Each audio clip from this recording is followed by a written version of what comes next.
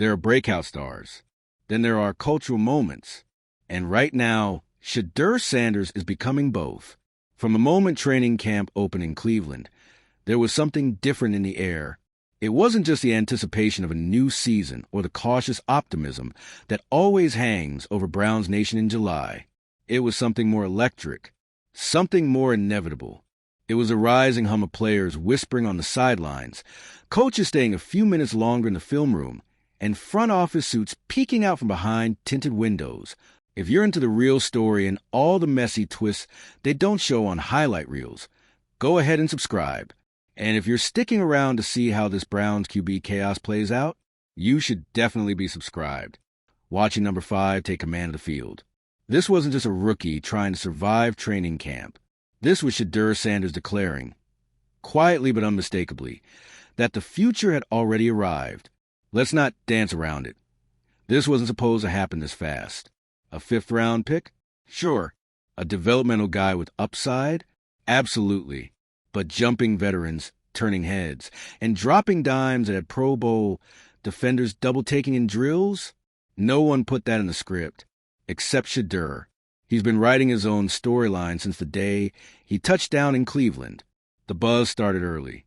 It began with flashes, tight spirals on the move, audibles at the line that belied a deep understanding of the offense, and moments of command that couldn't be taught. But then came the confirmations. First from the locker room. Jeudy, a guy who's seen elite quarterback play up close, pulled no punches. That kid can ball. Like, really ball. And that wasn't just media fluff. Teammates noticed how Jeudy spent extra reps with Shedeur, how their chemistry developed naturally, and how Gabriel, previously the more favored rookie, started looking like the odd man out. It wasn't long before Myles Garret joined the chorus. He's not the kind of guy who offers compliments lightly. He doesn't need to. But when asked about Shedeur, Garrett's answer wasn't political. It was honest. He gets it. He listens. He leads. That's what we need.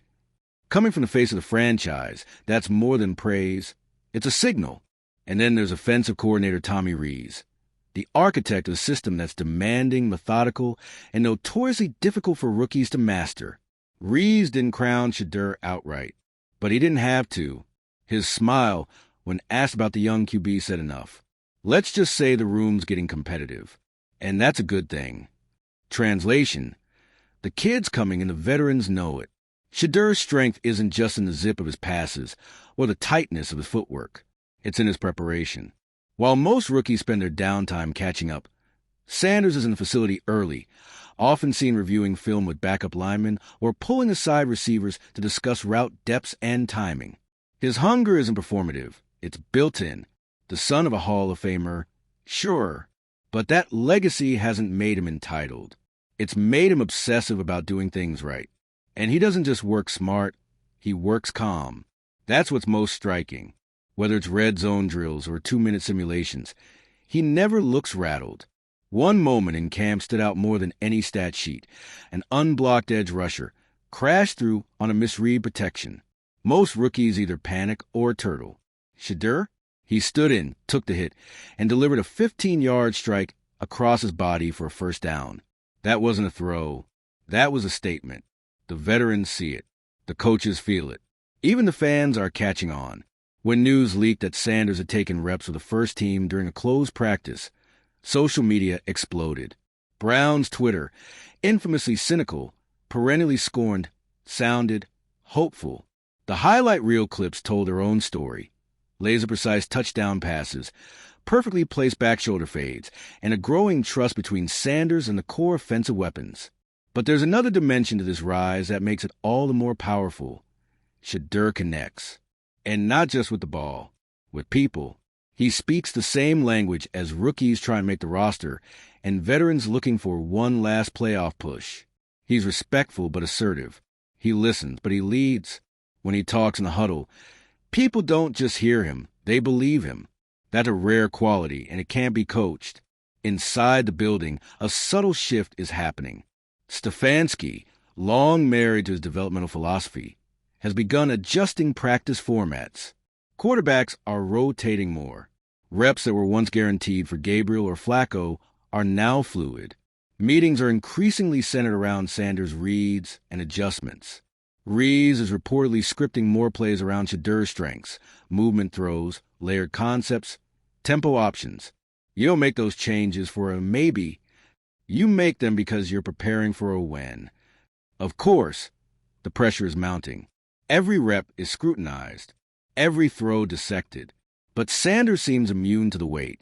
In interviews, he's measured, confident but never cocky.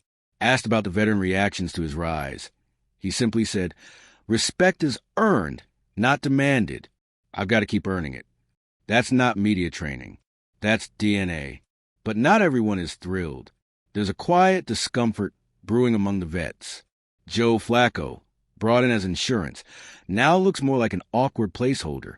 Gabriel, once considered the project of the future, has been inconsistent. His footwork sloppy, his reads delayed. And while no one's outwardly confrontational, you can feel the tension. Reps are currency in camp, and Shedeur's stock is rising fast. Still, it's hard to argue against performance. In the last scrimmage, Sanders threw 3 touchdowns, each to a different receiver, without a single turnover. He adjusted protections, changed plays at the line, and even corrected a misalignment by his tight end mid-play. He's not just operating within the system. He's pushing its boundaries. And this is only the beginning. The preseason games will be the true crucible. And if Sanders continues on this trajectory, the Browns will have no choice but to hand him the reins. Publicly or otherwise, the fans are ready. The locker room is warming up. And the league? They're starting to pay attention. Because in a league starved for fresh quarterback talent, Shedeur Sanders isn't just checking boxes. He's rewriting the scouting report. And while he may have entered the league with a Day 3 draft label, nothing about the way he plays leads or prepares screams developmental. He's here now. And the NFL better be ready. By the time Week 1 arrives, this won't be a question of if Shedeur Sanders is a starter.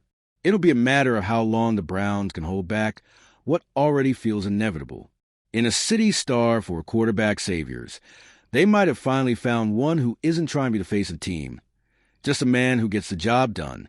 That, more than anything, is what makes him dangerous.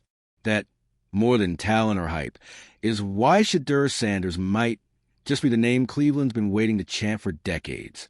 Shedeur Sanders wasn't just making noise. He was starting a movement. By the middle of training camp, the quiet rumble surrounding the performance had turned into a full-blown roar inside the Browns facility. Not from fans, not from media, but from the people who matter most. Players, veterans who had seen rookies come and go, flashes in pan and camp heroes who disappeared by September, were now talking seriously, urgently, about Sanders as a legitimate leader. Not a prospect, a leader. He had that effect on people. Offensive linemen requested to work with him during extra drills. Receivers started staying late to run route trees tailored to his rhythm and release. Even defensive backs, who spent most of practice trying and failing to confuse him, started giving him nods of respect in film sessions. When your teammates want you to succeed, when they rally to sharpen you because they see their own potential tied to yours, that's more than talent. That's gravity. And Sanders had it. The turning point came during a closed team scrimmage on a rainy Thursday. The weather was awful. Wind slicing through the practice field, balls slick with moisture. It was the kind of day that ruins rookie confidence. But not Sanders. That's when he thrived. While other quarterbacks struggled to grip the ball, Shedeur thrived in the chaos.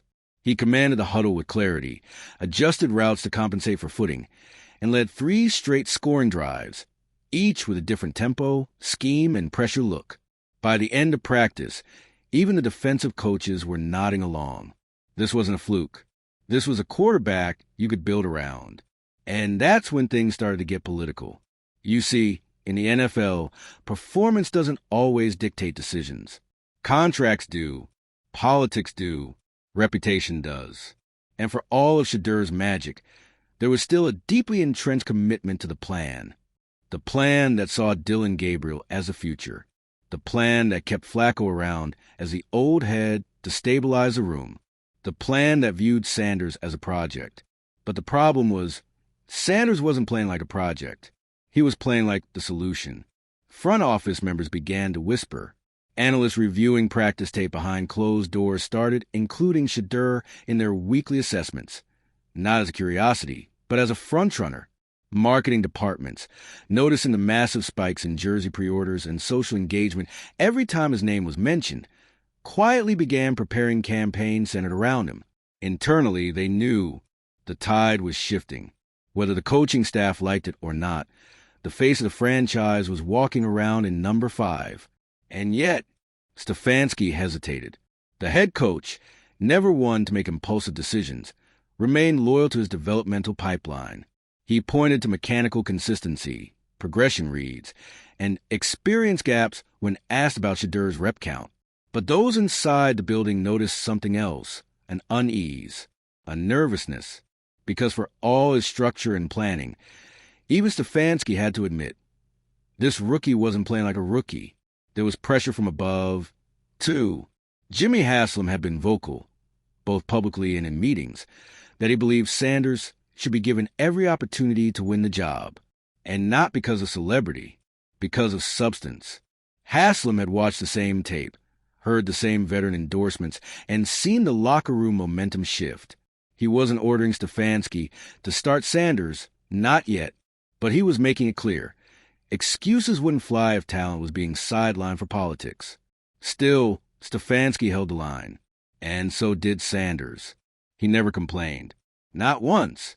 Not to media, not to teammates, not to the camera crews waiting for a headline. He just kept showing up, stacking days. Another crisp red zone drill. Another deep ball dropped right into the bucket. Another defensive read diagnosed before the snap. It was surgical, unshakable. By the end of camp's 3rd week, even the most skeptical positional coaches began speaking about him differently. He's not learning the playbook. One coach reportedly said, he's rewriting it. And then came the preseason opener. The Browns had been cagey about reps all week. Stefanski insisted on splitting time equally between quarterbacks. But internally, staffers knew the fans were coming to see. Shedeur took the field in the 2nd quarter and wasted no time. On his first drive, he completed 6 of 6 passes for 78 yards and a touchdown, a masterfully timed corner route to Jeudy that froze 2 defenders. His presence in the pocket was calm, his footwork crisp, his communication with the line flawless. The stadium erupted, not just for the score, but for what it meant. People saw it. They felt it. For the first time in a long time, Browns fans weren't just hoping for quarterback magic. They were watching it happen in real time. The media couldn't contain itself afterward. National pundits who once dismissed Shedeur as too flashy, too green, or just another celebrity kid, began revising their takes. Analysts broke down his reads frame by frame. Former players praised his composure. Fans flooded comment sections with some version of, "Start him now." And still, the team wouldn't commit. That's when things boiled over. During the following practice, multiple veterans reportedly approached Stefanski to advocate for Sanders. Not just subtly, openly. In one instance, a starting offensive lineman allegedly told a position coach, "We block harder for him because he earns it." That kind of locker room energy can't be faked. It can't be bought. It has to be earned. Word of the internal discussions leaked. Stefanski was now in a pressure cooker of his own. Delay Sanders and risk splitting the locker room. Start him too early and risk him failing without a full runway. But here's the twist. Shedeur wasn't asking for anything. No demands. No diva behavior. Just focus. One team source summarized it best. He's not trying to take over. He already has. By week 2 of the preseason, it became undeniable. Sanders had outplayed Gabriel in every metric. Completion percentage, touchdowns, pre-snap adjustments, deep ball accuracy. The film spoke louder than any draft pedigree. By the time they hit the field again, the rep counts had quietly shifted. Sanders opened practice with the first team. Jeudy smiled wider. The offensive line played sharper. Even the tempo of drills changed. It felt like the franchise had turned a corner, not because of one player, but because of belief. The idea that maybe, just maybe, the Browns didn't need to wait anymore. that the guy who could break their quarterback curse wasn't a myth. He was already here, already leading, already reshaping the identity of a team long defined by its failures at the most important position in sports. And that's the heart of the story. Shedeur Sanders isn't just winning a quarterback battle. He's redefining how those battles are fought. Not with politics, not with pedigree, but with preparation, presence, and performance. Every day, every throw. Now, the only question left isn't whether he'll start. It's how high he'll fly once he does. Because when you've got the locker room, the tape, and the trust, the rest is just formalities. And in Cleveland, the formalities are quickly running out of excuses. Shedeur Sanders has reached a point in his rise where the narrative is no longer about whether he can start. It's about who's going to try and stop him, and whether they're prepared for the consequences. The Browns organization, like so many NFL franchises before it, finds itself caught between tradition and transformation.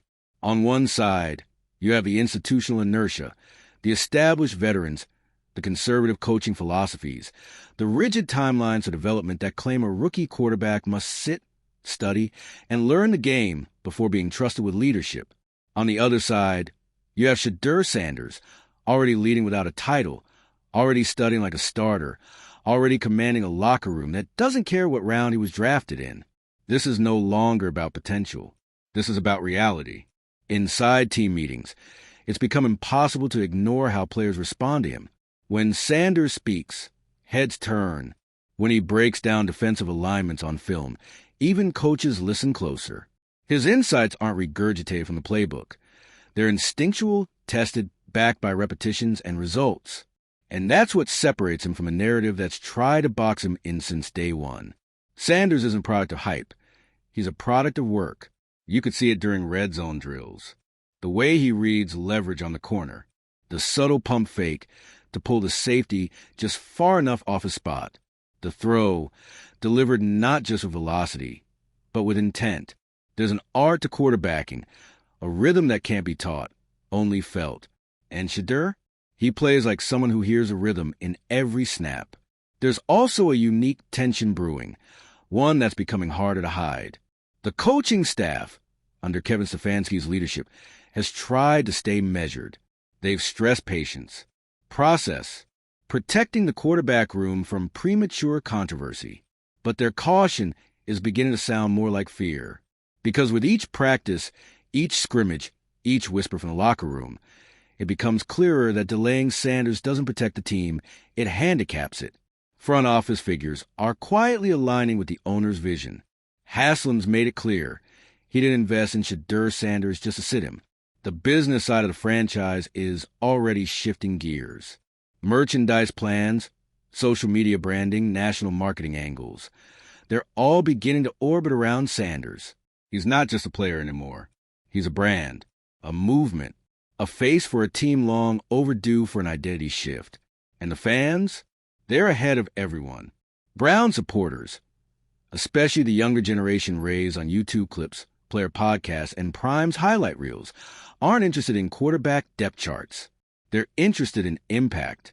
And Sanders gives them that in droves.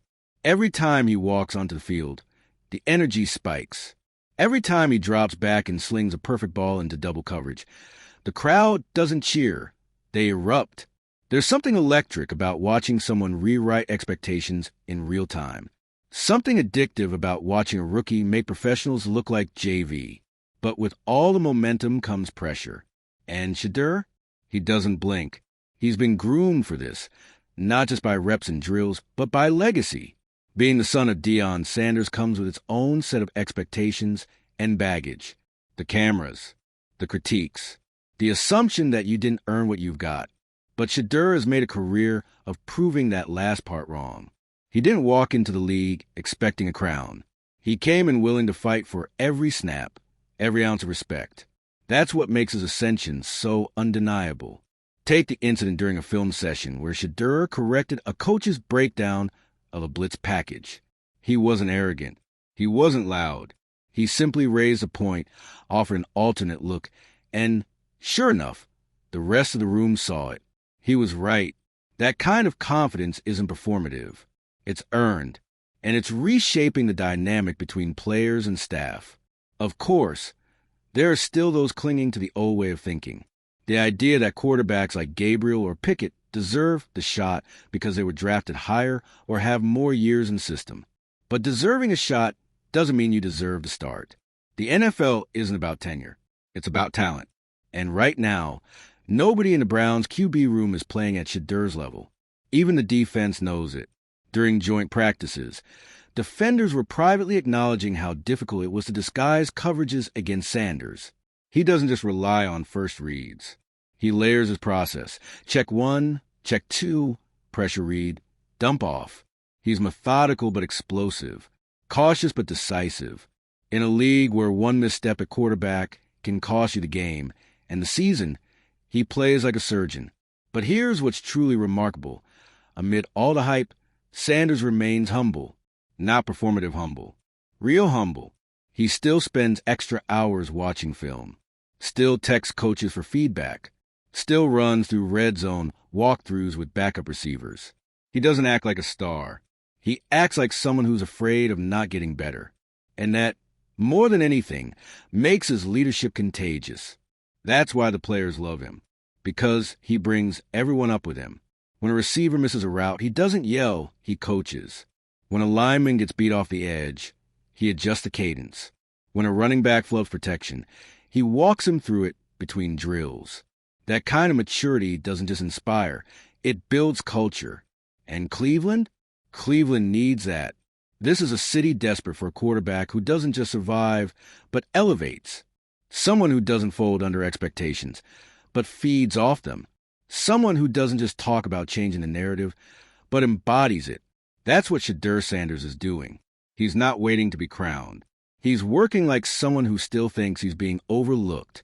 And that's dangerous for the rest of the league. Because a quarterback with that level of talent and that level of hunger, that's rare. That's special. That's franchise-defining. So what happens next? Well, Stefanski and his staff are running out of options. If they continue to delay the inevitable, they risk splitting the team. If they name Sanders a starter, they'll face backlash from pundits who cling to old-school development timelines. But here's the thing. The league is changing. Fast. And Shedeur Sanders is on the cutting edge of that change. He represents more than just a player. He's a statement that you don't have to wait your turn if you've earned it.